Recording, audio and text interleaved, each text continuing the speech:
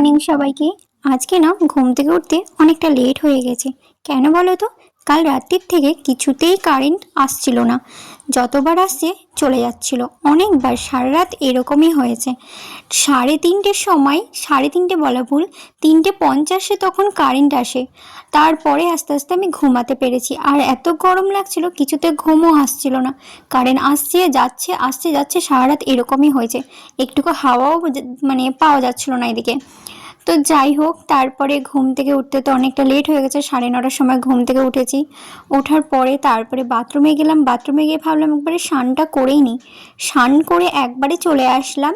আসার পরে দেখলাম মা ফুল তুলে রেখেছে ঠাকুরের জন্য, আর ঠাকুরের বাসনও ধুয়ে রেখেছে। তো তারপরে ভাবলাম তার জন্যই স্নান যখন করেই ফেলেছি তাহলে পুজোটাও করেই ফেলি, তাহলে মার একটু হেল্প হয়ে যাবে। তো তার জন্য এরকম আমি একটু পুজোও করে নিলাম। পুজো কমপ্লিট হয়ে গেছে আমার। যখন পুজো কমপ্লিট শেষের দিকে একদম, তখন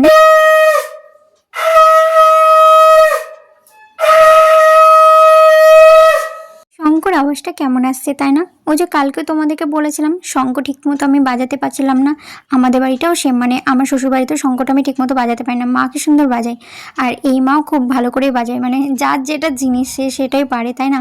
তো যাই হোক, আমার পুজো দেওয়া কমপ্লিট হয়ে গেছে। আর এই দেখো মা সকালবেলায় ভাত করেছে, আলু সিদ্ধ, ডাল সিদ্ধ, আলু ভাজা, ভাত করেছে। তারপরে এই দেখো আমি খেতে বসে পড়েছি। আর তারপরে ভাই ছিল, ভাইকেও ভাতের থালা দিয়ে আসলাম ঘরে। ও খাওয়া দাওয়া করে কমপ্লিট করে তারপরে কাজে চলে গেল। আর এদিকে আমি খাচ্ছিলাম। তারপরে আমারও খাওয়া দাওয়া কমপ্লিট হয়ে গেল। আর আমার এই মিনি ব্লগটা কেমন লাগছে অবশ্যই তোমরা কমেন্ট করে জানিও। তো দেখা হচ্ছে নেক্সট ভিডিওতে, বাই।